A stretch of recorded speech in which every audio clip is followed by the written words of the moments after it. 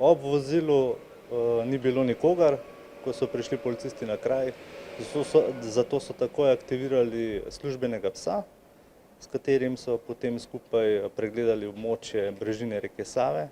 Pri tem je policist nakazal smer proti reki, kjer so potem tudi opazili moškega. Zdaj, glede na to, da je šlo za izredno kratek čas od najave oziroma prometne nesreče, najave in prihoda vodnice na kraj, pes v tem primeru išče vonski kanal. To pomeni, da psa se nastavi na približno možno sled in pes zazna kanal, kamor naj bi oseba šla. Tole imamo pa psičko Felo, po domače pa kličemo Špela, ker smo v hribih doma.